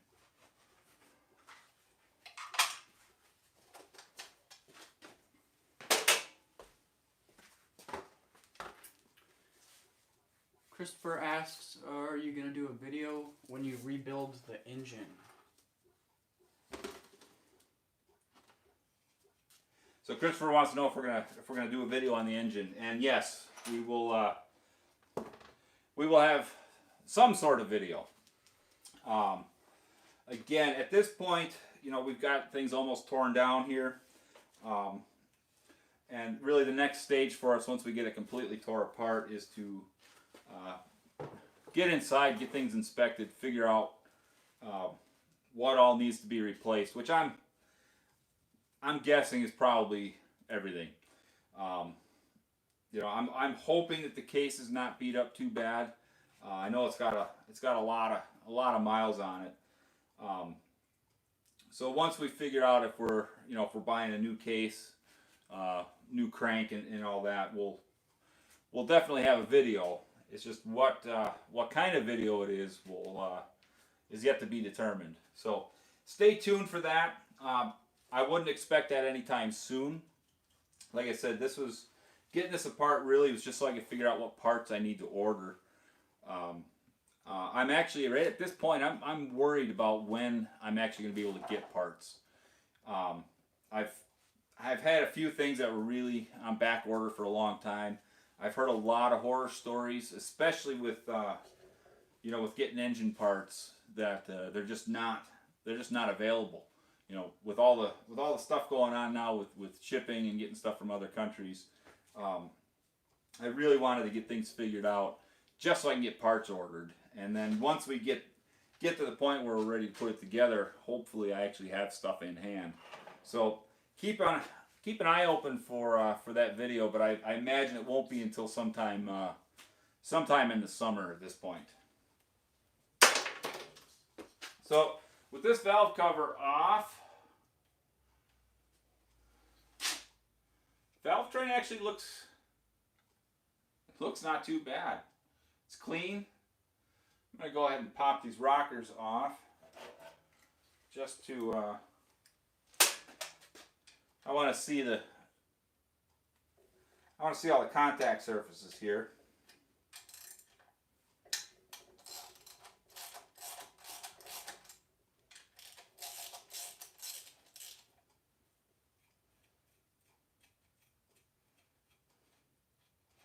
Now you look at the rest of this motor and it's really, really grungy.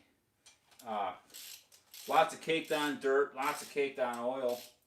But now that I get to these heads, with the heads exposed here, they look really, really clean. So I don't know, this would be a question for Kurt if he's still watching. I don't know if these heads have been replaced recently or not. Again, they look out of place on this motor. They're so clean. You know, I would expect there to be just more dirt and buildup and stuff. So that's interesting to note. Now I got the rocker assembly off here, just so I can check. Oh.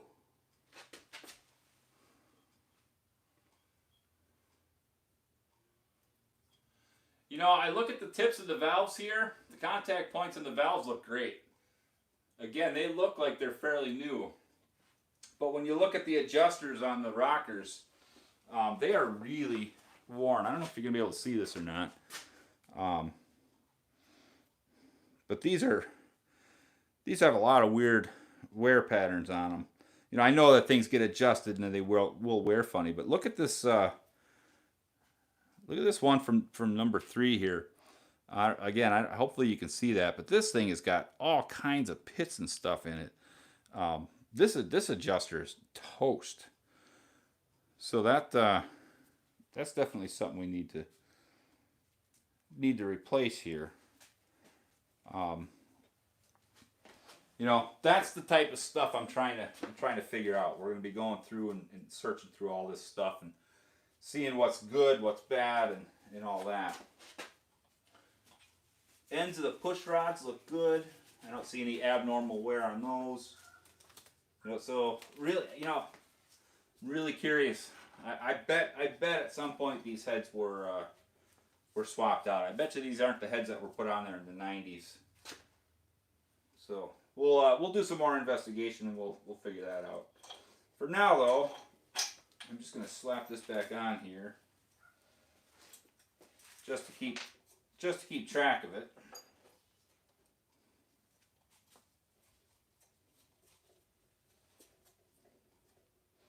And in fact, I'm going to go ahead and throw the valve cover back on just so I can work on the other side of the motor.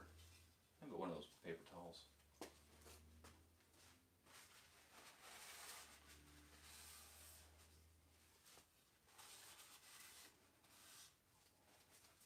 Yeah, gasket's just old. It's just old and starting to crack here a little bit, so that just needs to be replaced.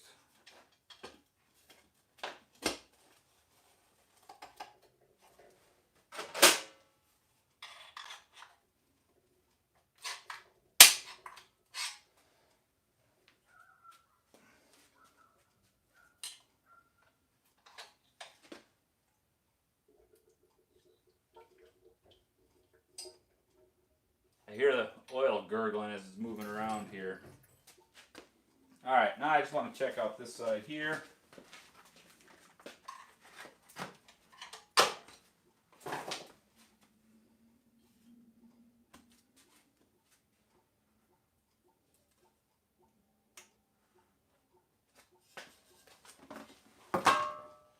Oh, well, I found the oil leak.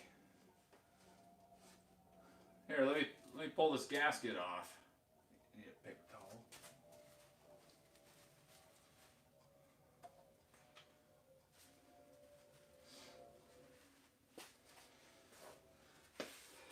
So this gasket was actually installed incorrectly. You can see where it's, hopefully you can see this. It's got a big warp in it. So when this got installed, it got pulled up. Let me see if I can get a little closer here. You can see that. I mean, that wasn't contacting anything at all. So it's literally just pouring out of the bottom of this gasket here. So Kurt, all that time it's been sitting there, leaving puddles. Well, now you know why.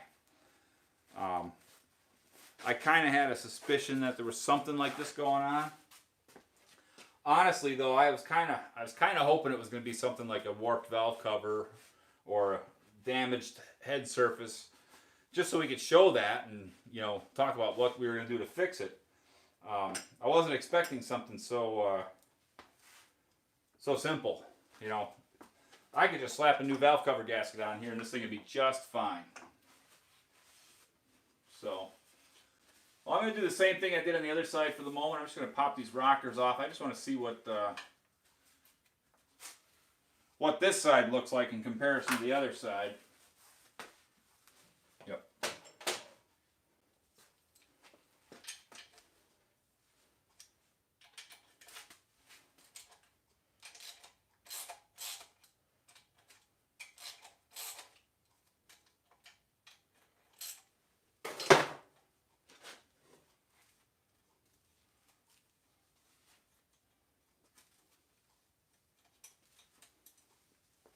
Still got 21 people here.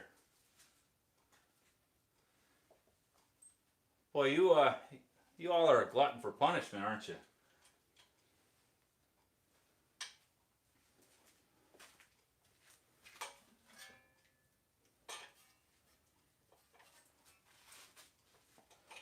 All right, let's see what we got going on this side.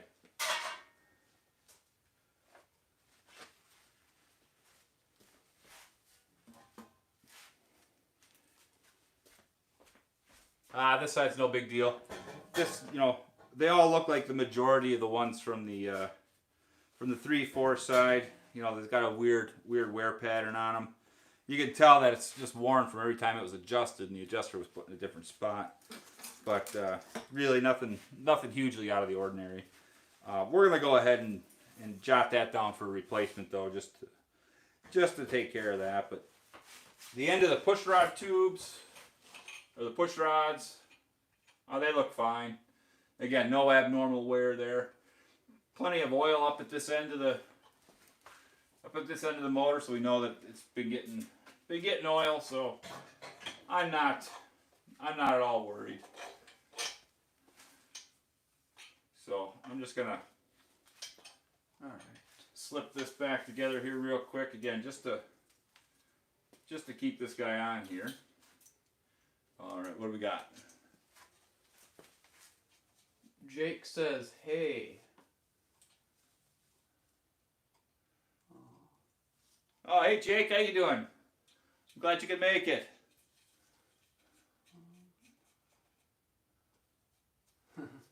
Brad says when they don't leak, they're out of oil. Yeah, you know, I hear that a lot. But really, on a freshly built motor, they shouldn't leak. If it's leaking, it just means you don't have the sealing surface correct. So, you know, we'll get that. You know, and in fact, I have proof that my buggy doesn't have any oil leaks because we got everything sealed up where all those problem areas could be. But we'll talk about that when we get to actually building a motor here. So anyway, we've got this all just kind of set together here, and I'm pretty happy with what I'm seeing. You know, we know that this thing was running rich just by the spark plugs being so carboned up. In fact, I'm surprised they haven't fouled. I know that the number 4 cylinder's got something going on because that spark plug was pretty oily. It's probably just worn out. It just needs, you know, the rings are probably just junk. But all in all, you know, there weren't as many surprises on this thing as I thought there was going to be. Most of it just looked like. Can you help me here? Most of it just looked like repairs of things that weren't put together correctly. The original assembly, back when this was done back in the 90s, you know, it looks like they did a pretty decent job. Like I said, it'd be nice if they would have used the sealing nuts on all the case hardware, but whatever, we'll make that correction. But I think this is probably not a bad little motor when it was fresh. You know, probably, I bet it was super peppy. So now, I wonder. Well, that screws out. I think I can get that one out.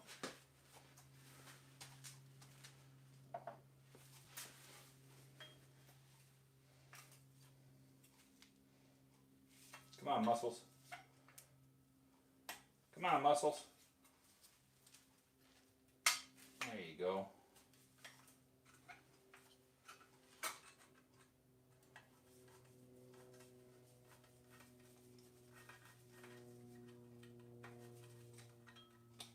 So this tin here that's below the pulley,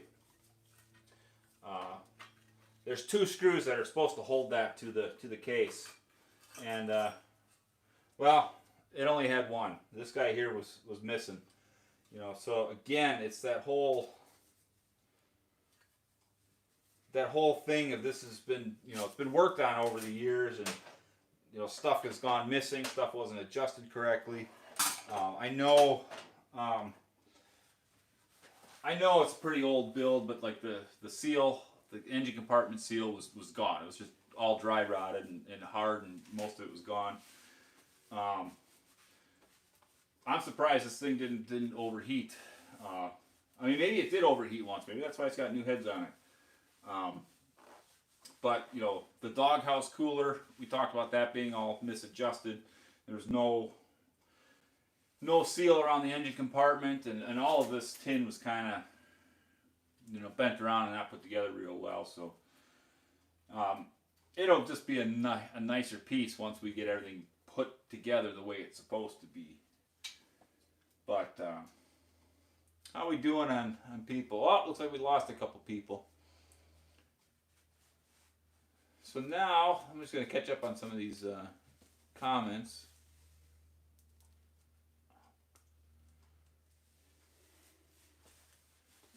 Jay is from the deep, deep South Mississippi. Looks for spittoon. Nice.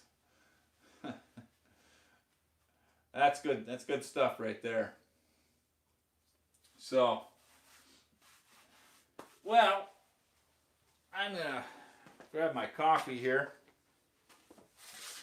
and can I have that chair?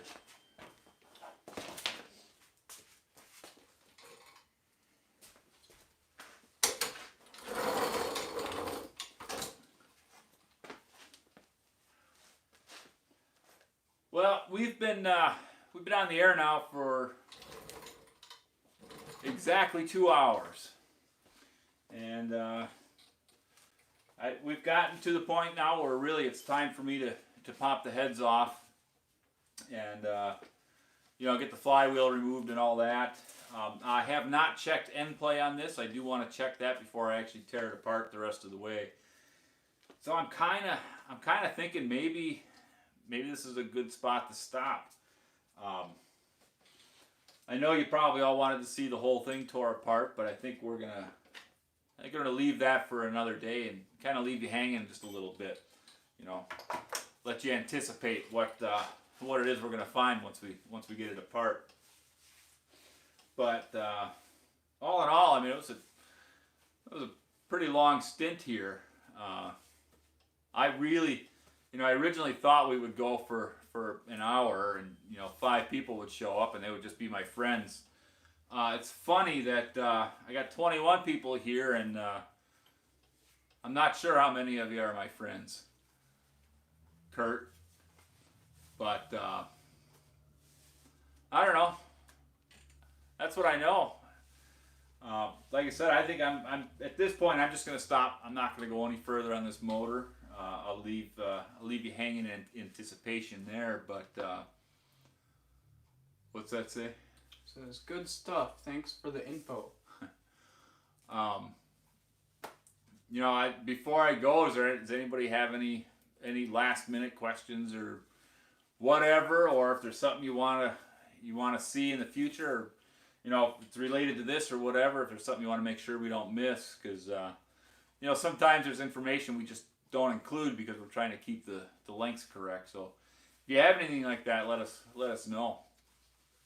You know, I'll just give I think I'll probably give us another 5 minutes here, and then we'll shut her down, because that'll it'll be after 7 o'clock here in the Midwest, and I think some of you guys are. I know those of you that are over in Europe. We saw France and Sweden, and I forgot already who else. It's getting pretty late for you guys, I imagine. So yeah, I think I'm gonna let this go for another couple minutes here, and then we'll shut her down for the night. And if you want us to do something like this again, let me know. If this is if you thought it was entertaining. I'll tell you what, from my point of view, it was a little unnerving. Being live on the spot, that's completely different than shooting a video where I can go back and correct my comments. I know I say the wrong thing a lot. Just the wrong word comes out of my mouth, and you're shooting a video, it's easy to just stop and recut and say the right thing. Sometimes I stop just so I can talk a little more clearly. But this guy here is doing this live stuff. It's completely different ball game. What do we got going on now? We love you too, Kurt. Christopher says, keep up the good work. We're going to do our best.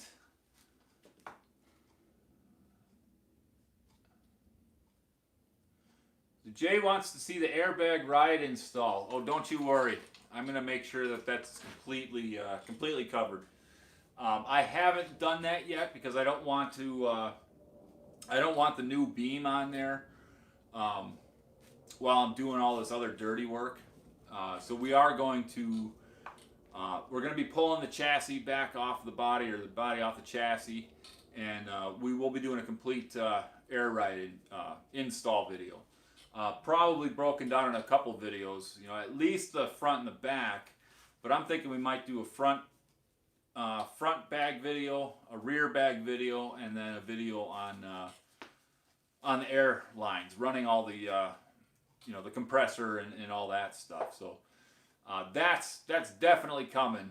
But again, it's I want to get all this really nasty, dirty work out of the way, and I think once I get to the point where the body is in primer, then I'll be able to pull the body off and then finish the underside, and then that's when we'll do the complete chassis build. What else we got here?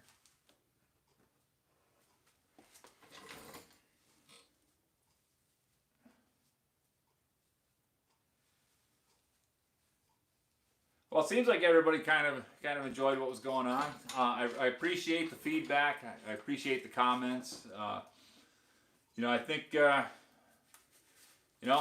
think we'll do this again someday, and maybe in a couple weeks here we'll try it again, and I think maybe we can try just sitting down and just chatting. Let us know what you think. But really, I think that's probably it. I think we've kind of stretched this out as long as I can. I know my throat's getting a little dry, and well, frankly, I want to sit down here for a few minutes. So anyway, thanks for watching. Thanks for hanging out, and until the next one, I'll just see you around.